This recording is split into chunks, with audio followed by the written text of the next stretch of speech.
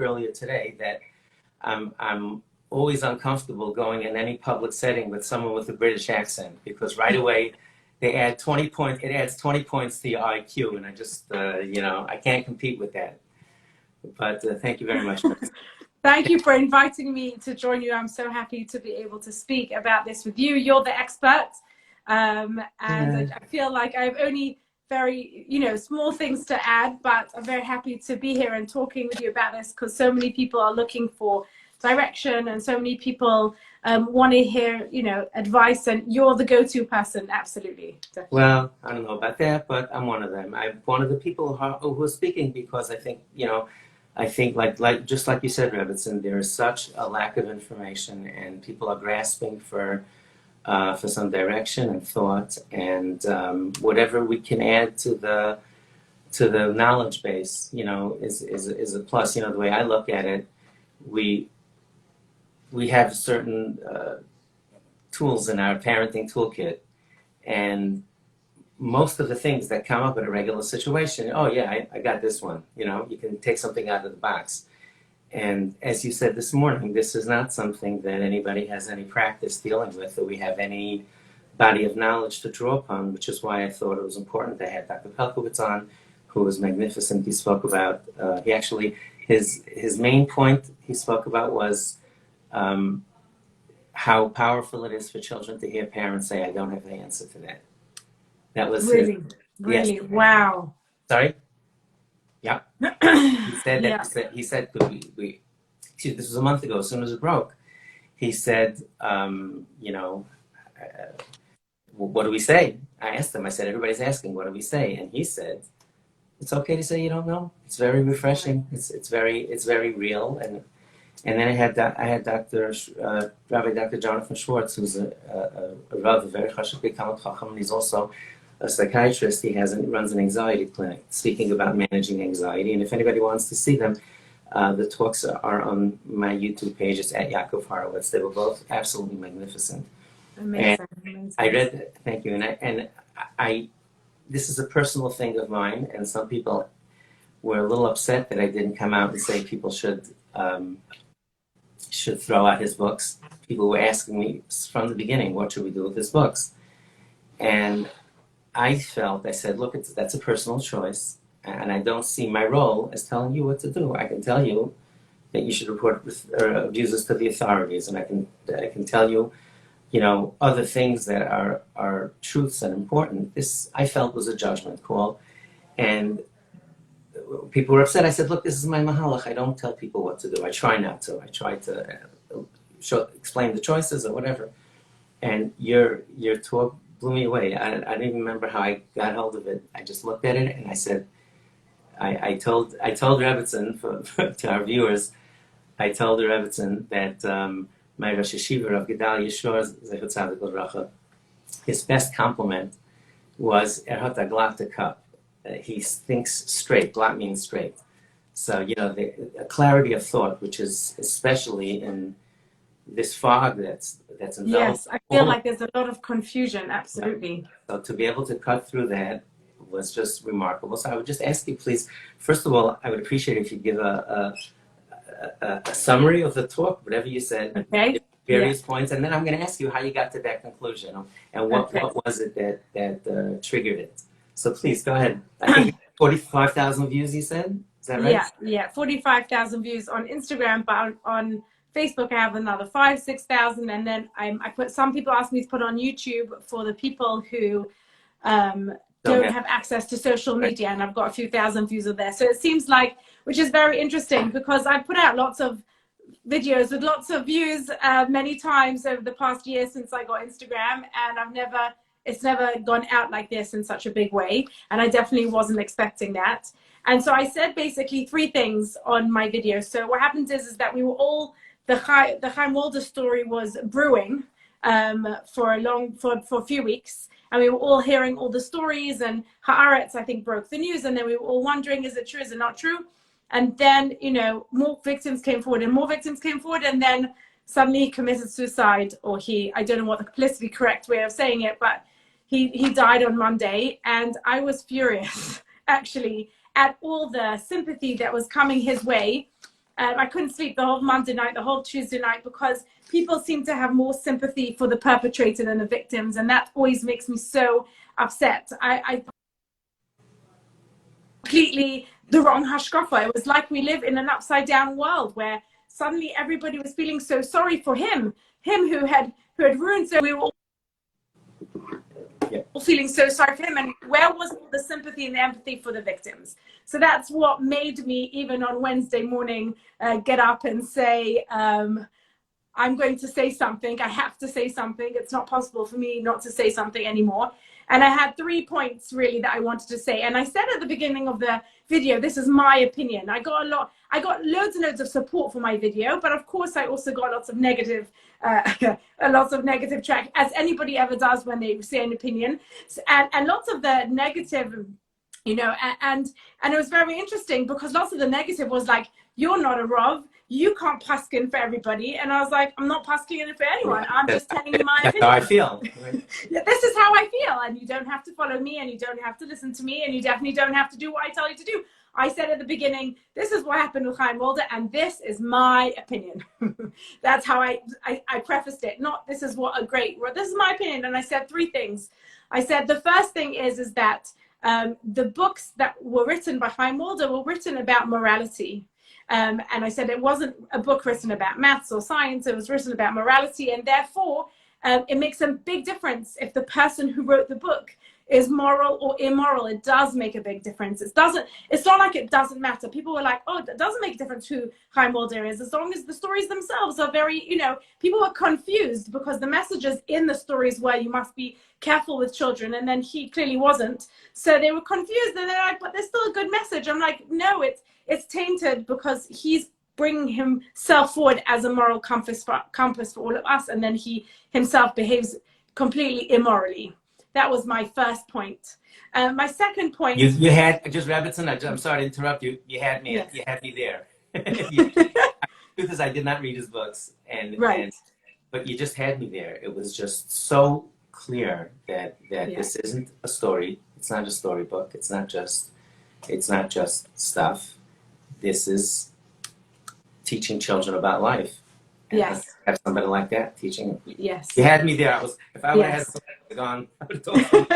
And then the next point I wanted to address, because lots of women, because I'm on lots of chat groups, lots of women, and my Instagram and Facebook is mainly from women. They're all like, my kids are so young. They're like 5 years old. They're 6 years old. They're 7-year-olds. They're so young. They don't know who he is. We live far away in wherever country we live. They don't know anything about anything. Like, who cares? You know, these stories are amazing. I'll just care. It doesn't matter. So then my second point was they will care soon. That means when they find out, which they definitely will find out. Everybody thinks that children won't find out.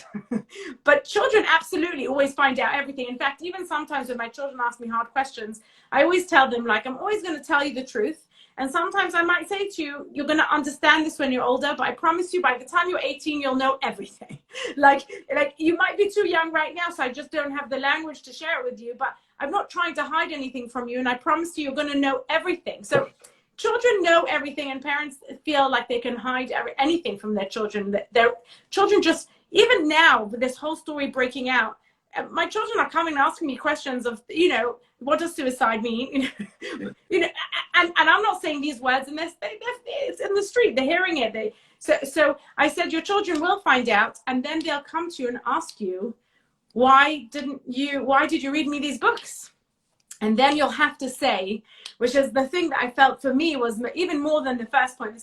You'll have to say, well, you know, abuse, it's a bit of a gray area. And this is what I felt was like the worst message, and I think is part of the systemic problem actually in the frum world, is that we kind of make something a gray area that really shouldn't be, and we are sending the message to our children that this is a gray area. Yeah, maybe yes, maybe not.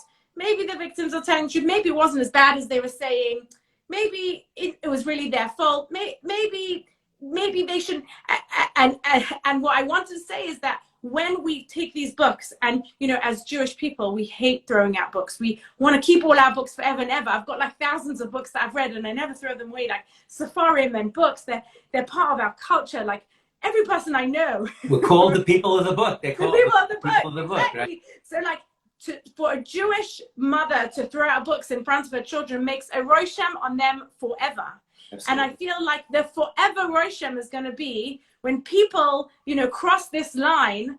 There is no gray area. It has to be so clear so that they know.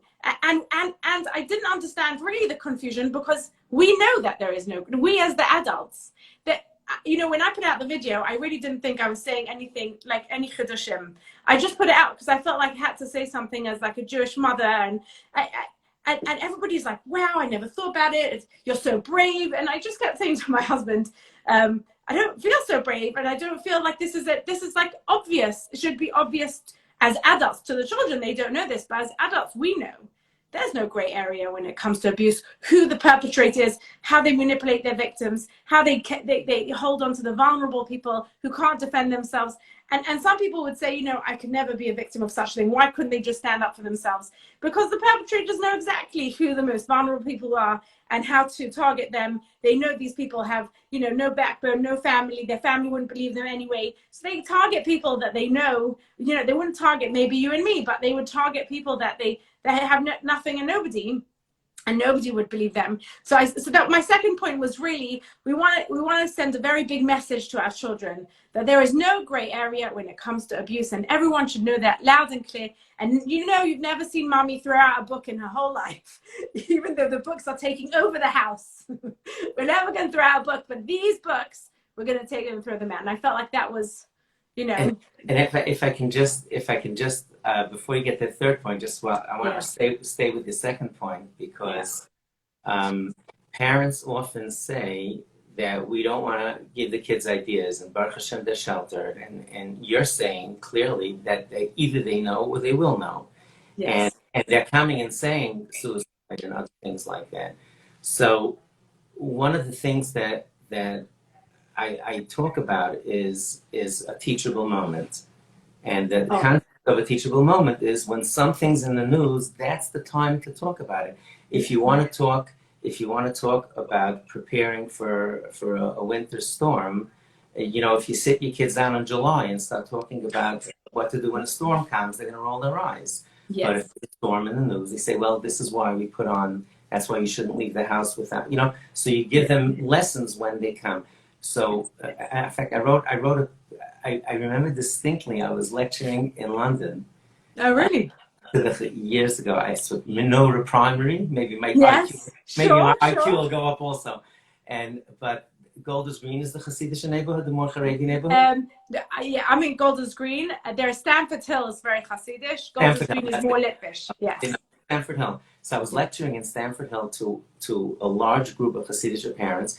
It was about general parenting, but I was talking about, this is probably 20 years ago, and I was talking about the need to maintain communication with your children, and they should be able to tell you anything, and you know, don't assume that you shelter them completely and they don't know, because you never know what they know, and let them talk to you. So what was fascinating was a few of the parents said, and these were genuinely Hasidic people, a few of them were saying how their kids came home, their bachrim came home from yeshiva, you know, boys between the age of 14 and you ended high school earlier, I think, right? And yes. 16 years old. Yeah. So they were coming home talking about the scandals with Princess Diane and Prince Charles. The kids were, what's the shame with Charles? They were up on the news. Wow. You know, you think, look, Baruch Hashem, we do shelter our children by and large, yes. but the stuff gets through, and also the kids have parents, the children have too much information, and yes. They don't know how to process it. Exactly, yes. They don't have too much information, whether it's about, you know, general life, whether it's about, you know, things that we want to defer till they're 18, as you said, right? Right. The kids come home, they get information. It's just not the right information. Or right. On the right. internet, you see everything. Yes. So yes. Therefore, parents can be so helpful if you talk to you, if you have the open relationship with your children where they can talk to you, so you're able to help them sort this through. And yes. I'll never forget Rabbi Beryl Wine he was talking about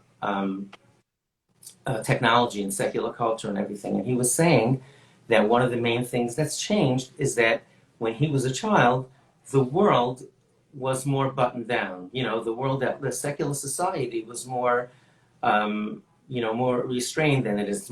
It's much more open and out there now. So he said, I found this so fascinating. He went to public school. So he would come home from public school, and his father, would sit down with him and say, tell me what you learned today. And he would sit down and say, we learned about math and this. Good. We learned about this and this and this. Good. He would tell him, check. We learned about this. No, this you can throw out. that he would tell him that if there were things that are against the hashkafa, age of the earth, or other things like that, he would say, no, we believe differently. Just delete that file. But what he said was that the vast majority of the things that he said, his father said, keep.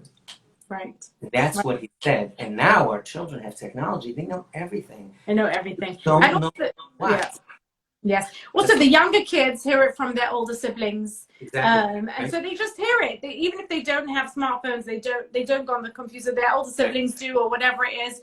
Or even if a parent is talking on the phone to a different parent and saying words, and then you come off the phone, your kids are like, "What did you just say? What are you speaking about? I know what you're speaking about because my friend said this, this, and this."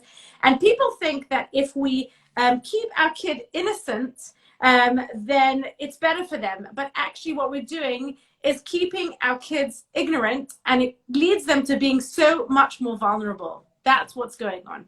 Ignorance equals vulnerability. And of course, every child for their own age and their own stage with the words that they understand. Obviously, you talk to a 15-year-old differently than you talk to a 7-year-old or a 9-year-old. I'm not saying everybody use the same language, but I'm saying when we try and keep our children innocent, and that's, I think, what's happening a little bit in Eretz Yisrael at the moment. I'm getting a lot of private messages from people who live in Israel who are saying to me, outside Eretz Yisrael, all the Rabbanim are standing up and speaking about it and telling you, tell your children about it, speak to them about it. This is a teachable moment throughout the books. And then in Israel, they're not saying that. They're saying, we don't want to ruin the innocence of our Cheder children. We don't want anyone to speak about it. Let's not make it the subject of a conversation, etc., etc. And the people in Israel who are messaging me, they're furious. They're saying, what are you doing? You're not keeping my children innocent. You're keeping my children ignorant. Yes. And by the way, I think it would be a mistake if we don't factor in. We're all human beings at the end of the day. Yes. And we all have our biases, and we all have our, and the fact that in Israel, he was much more popular than here, or in the UK. He had a radio show there, and he wrote in the Hebrew Yated that you and I don't see. Yes. And I think that the cognitive dissonance. Yes, it's huge. Was much stronger there. It's much stronger. What's going on in Israel? So I didn't want to give an equivalent in America, but yes. I don't even know if there is an equivalent in America. Someone who's so directly interconnected. One of the Gedolim, I made an initial presentation that actually read from a paper because when it first broke, like a day later, because I thought there wasn't enough information out there. So I wanted to be measured on my words. I wrote everything down. So I never do this. I read from the paper, but when I spoke to one of the Gedolim asking if I should do this, and he said that if it's true, it just came out at the time. He said it's going to be unbelievably devastating because of the interaction that he had, a personal interaction through his books with all the children. And what you're saying is so wise because you're saying break that. Yes. And do what Rabbi Wein's father used to do and say, no, this file, just delete that file. I thought of Rabbi Wein when I listened to your first video. Yeah. I'm sorry, I interrupted you. Your third point. Go ahead, please. My third point was really about the victims. There are so many victims. I actually today spoke to a woman who runs an organization called Magen LaKehilot in Israel that helps victims of sexual abuse in the Haredi community. And I spoke to her at length today. And I said to her, lots of people are sending me private messages about it's not really true. Chaim Walder was a tzaddik. There was never any victims. There was never any court case. There was never any blah, blah, blah. So she said to me, she herself knows two of the victims herself that she spoke to. She said since his suicide, 4 or 5 new victims have come forward, and that last night one of his victims tried to commit suicide, and that her organization helped save her life, and that it's about what you're saying, that there is such a huge cognitive dissonance that people in Israel cannot believe it. So I got so many messages from people like, it's not true, and how can you talk about Chaim Walder like that when you're not 100% true? And I thought, you know what, I'll call up the woman who runs the organization for sexual abuse victims and say to her, you know, you're a witness, because I can't actually speak to victims themselves. She said, I'm a witness. And she said even more than that. She said 4 or 5 years ago, they heard about that Chaim Walder was abusing people already. They've known this story for 4 or 5 years because a woman came forward and reported him to the police. And since then, there have been cases. So that means for 4 or 5 years already, the organizations that deal with sexual abuse victims have already been hearing Chaim Walder's name from lots of different victims. And the police just didn't have enough evidence yet to bring it to him. And so when people send me, you know, how do you know this is true? Really, he's a big tzaddik, and they telling me that I'm the big Chal Hashem, not that Chaim Walder is, but that I am, for even speaking about it, because it's just not true. And then they send me like this propaganda that is being sent around Israel. It's mamish propaganda, you know, with the right stamps and the right signatures that lo haya v'lo nivra, it's not even true, in order to convince everybody that really, and again, the victims are again being, you know, destroyed all over again. And one of the things that I wanted to say is the way that we can support the victims is for them to see us throw out his books, is the way we support the victims. The way we support them is by saying, we don't want him in our house. We don't want you to come to our house and see on our bookshelf his name.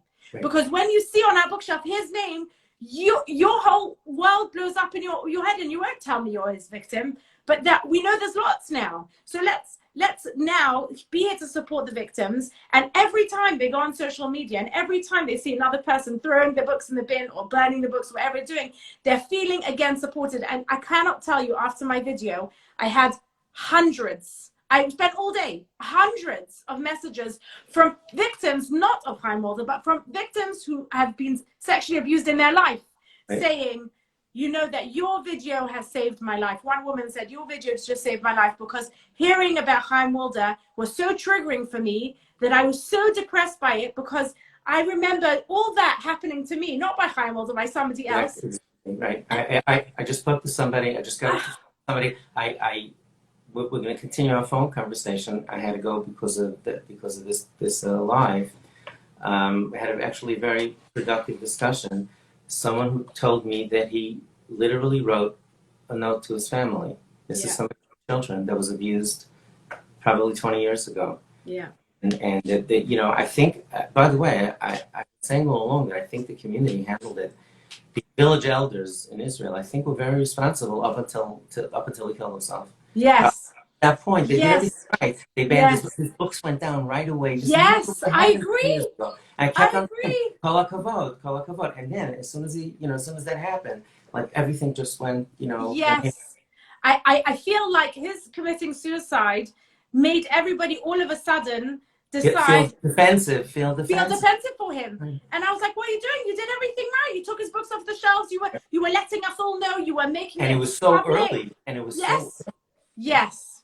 Yep. Yes. Yep. So exactly.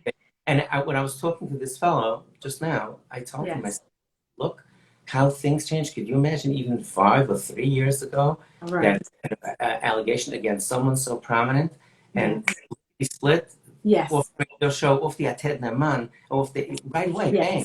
Yes. And look, nobody said we know he's guilty. That's which they should have done. Take him down, take him off, you know, off communicating with the public, and then let the thing take its place. The process should take its place. Like, and it's just, I don't, folks, if you know any abuse survivors, please reach out to them and ask them how they're doing. Yes. You can't, if you're not in it, I can't understand it. I'm just saying, I understand it through someone else. Yes. But as the Rebbitzen is saying, they are in such pain. Yes. That picture of his funeral, of, you know, having a funeral, and, you know, and having, you know, prominent people speak at the funeral, and it was like so devastating. It was so devastating. So if I can add to your third point that I think I remember you saying, you said Yes. the third point was that how the victims feel about it. Another thing you said that was very impactful to me was that he was writing stories about children. Yes. And that we want to finish. I mean, Yes. finish. What I So said is that impactful. in these books are the victims. That means, let's say Leah came to him and said, you know, this bullying happened to me in school or whatever it is. And then he writes her story and then he grooms her and then he abuses her for years and years. But he's written her story in this book. We are reading this story to our children, but she is actually a victim. This is the beginning of the story of the next story where she's again abused and again becomes a victim. Just now she can't tell anyone because no one would believe her because, you know, it's Chaim Walder, so who's going to believe her?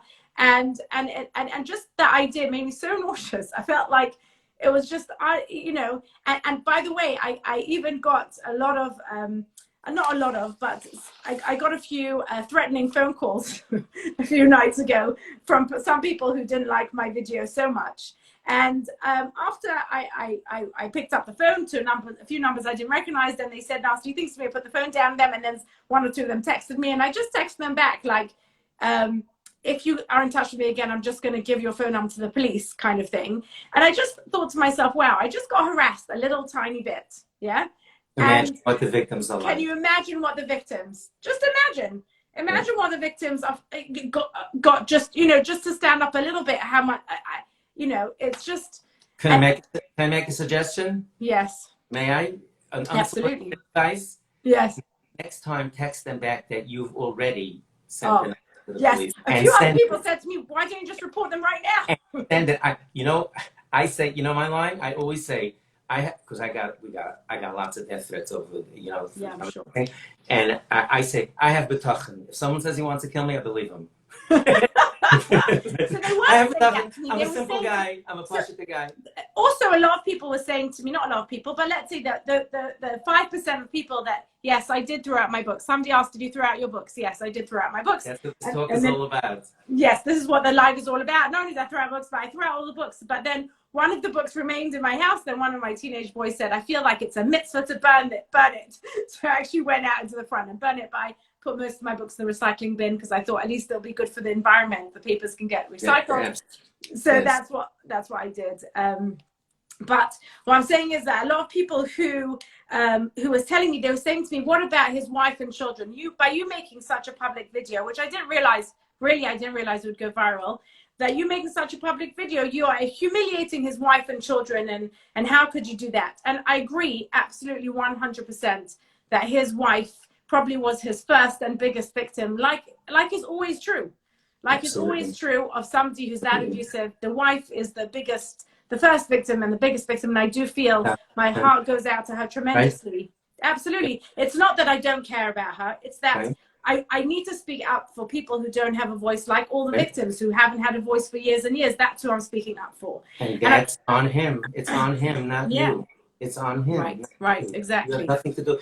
This idea of shifting the blame over to people who speak publicly about it, or people who write about it, or people, the victims who go through this. It's very, very sad. You know, if you look, I've been lecturing and writing about this for almost 20 years now, and there was one very high-profile abuser that I was writing about more than 10 years ago, and a while ago, and a relative called me up and said, you know, Rabbi Horowitz, I respect what you're doing, and you should keep doing it, but when you write, just remember that he has a family. And if you look at my articles in sequence, you'll be able to see when she spoke to me. Wow.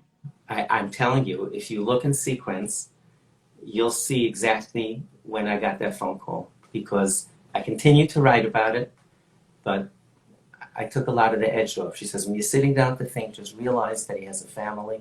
Yeah. And therefore I tried not to do any hyperbole, just as you were very balanced and measured.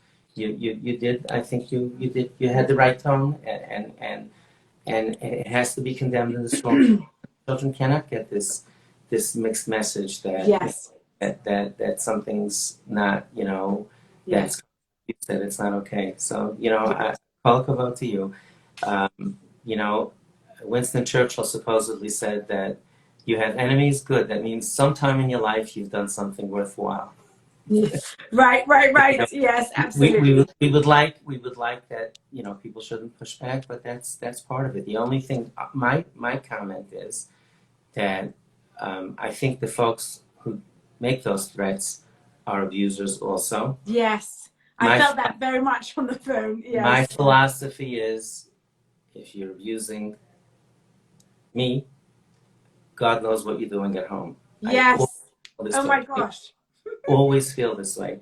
I always felt this way, and I said the same thing with these guys these crazies who are spitting at women, and and you hear sometimes these horrible stories. I know there are only a few people, but I felt all along this is abusive behavior, and God knows what else they're doing.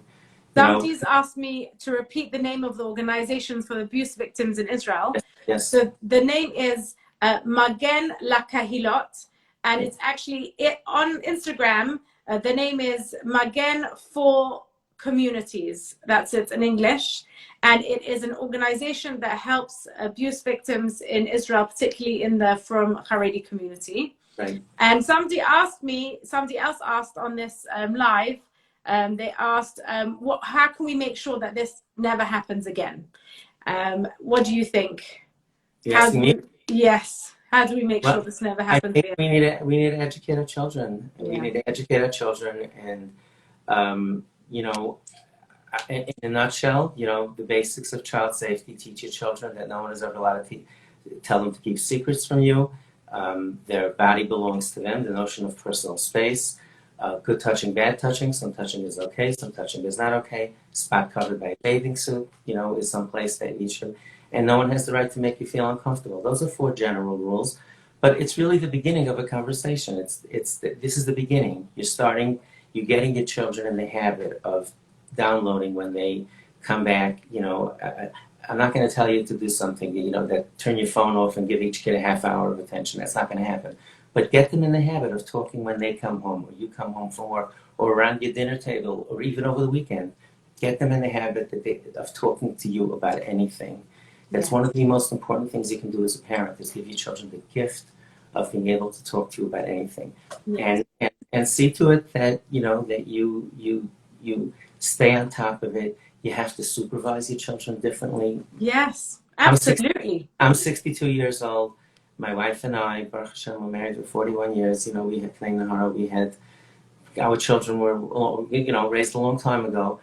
We didn't think like this. We didn't, I spoke to my kids before they went to camp, but now we know we have to think differently, and also read up about it. Read about institutional grooming. Yes. Institutional grooming means that the abusers groom communities. Yes. By, there's so much, the more education you have, the more you learn, the more you study, the more you follow up on this, the better off you'll be. So it seems like the tone of this whole discussion in Israel since he committed suicide, which is don't speak Lashon Hara. Lashon Hara kills. Right. No one's allowed to speak Lashon Hara. And most of the Rabbonim that I have heard speak about this in America and in the UK have basically said that this is not Lashon Hara.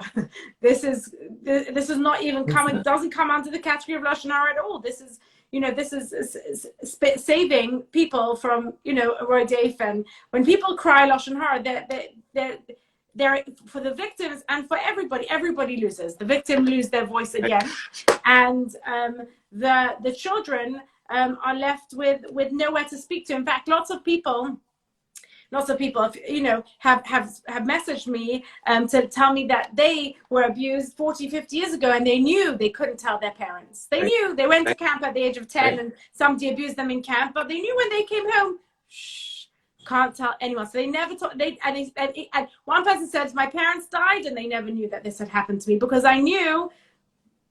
I used to do, even 15 years ago, they didn't have the social media then. I used to do teleconferences with parents before the summer, how to speak to your children. You want to know if this stuff works.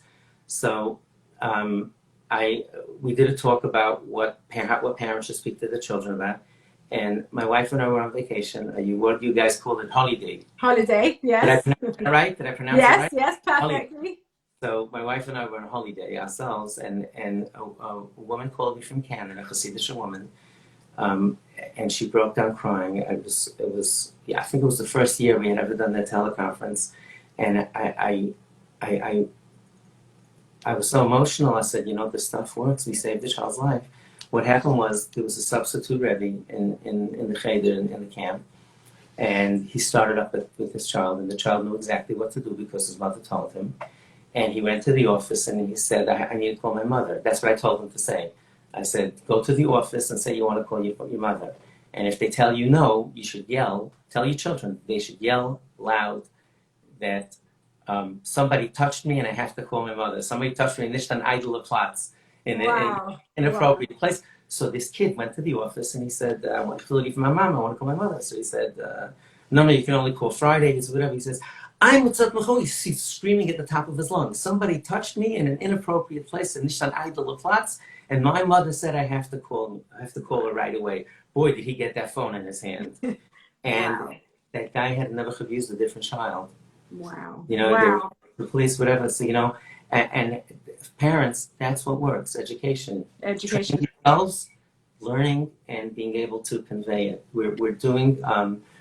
On this page, you can find some more information. We're doing a project now to try to get a book in every home. It's the 10th anniversary of the release of our Let's Stay Safe book. Oh, I love that book. I read it to all my kids. And the second one, I have two of those books. The moment it came out, actually, we lived in Israel at the time. My husband and I lived in Israel for 10 years. And Dr. David Parkovitz had made a big conference in the Ramada Hotel.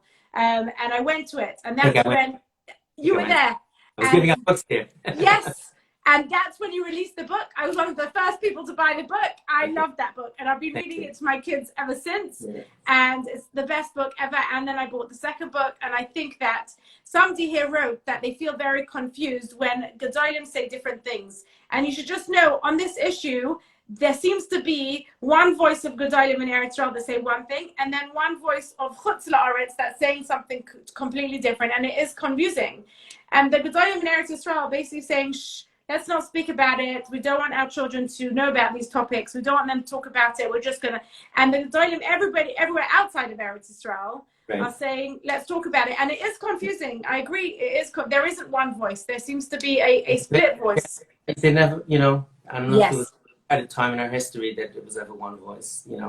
People at Shammai and Hill, they got along with each other. The children married each other and they thought differently. So we have Rabbi here in the UK and in America who are telling us that we should be speaking to our children, and that reporting abusers is the greatest mitzvah that you can do to get them off the streets and have them stop hurting more kids. Yeah. So that's what we do. So anyway, it's on my page now. I'm not going to go into details here, but we're determined to do what we can to get the book in every home, and we're encouraging people to donate the books. In America, we're giving them away for $5 with free shipping. We're working together with ArtScroll. And Baruch Hashem, we got already orders for like 6,000-7,000 books in the last day or two. Yes. And one of the things that came up, Rebbitzen, and I think we'll end it after this. One of the things that came up that got me to do this, so thinking about this, I was actually going to do it before the summer this year, and I just moved it up the timeline because of this. I still wanted to do this in May. What happened was I went to one of my trustees in my organizational project at the time. I was going to the Tarmasara convention where all educators from all across North America go once a year in May. And the book was out. I think it was the second or third year the book was out. And I asked them for money for 1,500 books. And I set up a stand there. I took a booth at the convention. And any principal, a preschool director, or a teacher, if they came over, they just signed a little release that, we're going to put these books in the libraries of our schools. I want all early childhood classrooms to have a book. That was my cheshbon. And within a very short period of time, one very public abuser was discovered. In fact, the DA wrote in the indictment, he wrote that he or she wrote that the children came forward after reading the Let's Stay Safe book. Wow. And yeah, that said in the indictment. And we got numerous calls from parents thanking us. Yes. For, the book is called Let's Stay Safe. In Yiddish, it's called Sei Gesund. What's the second book called? Because is the second book called Private Places or something? Yes. So I have both of them. It's a different book. Yeah, listen, you know, the more education, the better. The more education, the better. And, you know, so we're trying. But Let's Stay Safe. Yeah. We're trying to get it out. So you can look on my page, which is here at Yaakov Horowitz, for more details and get involved in your community. Education is the key. Education is the key. It was, it always will be. Yes. And that book is really, really excellent. I want to thank you for bringing it out. When you brought it out that 10 years ago and I was there, I was just so overwhelmed with gratitude that somebody had thought about it, somebody had sat down, somebody had written about it in a way that my children can read it and understand it clearly. And it was really, I feel like that really is the beginning of a revolution. The beginning of a revolution is teaching our children, because once we do that, we give them, people think that we're going to take away their innocence, but really we're giving them language, and by giving them language, we give them power. People are vulnerable when they don't have language, when they don't know what's happening to them. I couldn't agree more. And that book started, by the way, you know, the evolution, the way it started was, I was dealing with, I for 15 years I taught the Talmidim who weren't Matzliach yet, you know, and I volunteered to teach those kids in 8th grade. And I began to work with teens at risk, and then I started an organization to deal with them, and then I discovered how many of the kids had been abused. And I started looking around and saying, how do you stop this? Yes. And it was just so years. It was so, I was so despondent, because I said, how are you going to stop if an adult wants to take advantage of a child? Yes. And what I discovered was that since these parents, this is such an important message, that why it's so effective, because the abusers go through a process called grooming, where they gradually break the children's defenses down, and the children who were spoken to react because they know that this is not okay. This is different than they were told. If somebody invades the space, even a little bit, nothing abusive, someone has a hand on the shoulder for too long, they just look at that, and then the abuser sees that and says, uh-oh, this kid was spoken to. So the abusers are afraid of children who are close to their parents. These two things. It's knowledge, just what the Rebbitzen said. It's knowledge, and it's parental involvement, being close to you. It's knowledge, and what you said about they're afraid of you know, exposing them or making them, you know, giving them idea, whatever it is. One of the most powerful things, I didn't know, I'm a yeshiva guy, and you know, I'm not a therapist. If you would have told me I'd be doing this 30 years ago, if you would have told me I'd be doing this, I would have laughed you off. But one of the things that I read many books, and a therapist wrote a book. She actually, a psychiatrist, she went around to prison and she interviewed serial pedophiles, and she asked them, how'd you get away with it? That was her whole book, and what the people told her became the content of the book. And one of the things, the standard questions that she asked everybody was, who are the easiest kids to abuse? And the number one answer was naive children. Yeah, that's what he said. naive children. Show me a child who's naive, and I'll show you a kid I can abuse. So therefore, we're not going to do sex education with little kids. No. So it doesn't mean that naive. It means naive about the ownership of their space, which is why the book, there's nothing in it. And not just the book. Debbie Fox has a fantastic program. She works in schools. There are so many great programs. Not much in line. There's great programs out there. Take any one you like. They're all good. Yes. But the education is nothing. It's people say, I don't want to give my kids. What's more tznius than telling you your body belongs to you? Yes. That's what I don't understand also. Yes. No, because people misunderstand. People think that you're teaching them the birds and the bees, and why I don't want to keep my kids outside. You're getting naive, just what you said before, Rebbitzen. You're making them more vulnerable. Yes, you have to give them language, and also to let them know, and I think this is the most important, that you are the truth sayer for them in their life. And even more than that you are the person that they can come to say these things to. Like when somebody said, I could never say it to my parents, I knew I had to be quiet, I could never tell them. It broke my heart. I would hate for any of my kids to say 30 or 40 years on, I knew I could never tell my mom. Like, why could they never tell? Where's the relationship? Where is the you can tell me anything. I'm here for you always. I support you. I love you in every space. Where is that, you know? I actually did a talk about, the title was like last week. Because of this, I've been doing a lot of talks on ancillary, you know, like branch off topics of this. Yes. So one of them was, would your kid tell you? That was the title. Oh, would your kid tell you? And I wrote in there that you're teaching them to be comfortable having uncomfortable conversations with you. Yes. Because if not, it doesn't work. The whole process is predicated. And I actually brought our youngest daughter, Sarah, who's 25 and she's a licensed therapist. I brought her on with me so parents could ask her questions about what was it like growing up in a home, being able to talk to your parents. And they sent the tough questions. Right. And it was great. I'm biased, of course, but I'm sure she's wonderful. She takes after her mother. But really, this was the whole idea of it, to say that it is doable. You can teach your children to have open conversations with you, even if it's uncomfortable. And you need to tell them that. Yes. Rebbitzen, thank you so much. Thank you so much. Thank you for inviting me. I know you told me there was something else you wanted to talk about. I said I'll be glad to come back on your page. Yes, we have to continue this conversation. Thank you. I feel so honored to talk with you. Thank you so much for your holy work. Thank you for that video. Will you be saving this live? A few people are. Yes, absolutely. You'll save the live. Perfect. I'll be on my page and I'll send you a link. Wonderful. Perfect. Thank you so much. Thank you so very much. Good night, everyone. Everybody. Found it helpful. Be well. Okay, Koto. Bye-bye.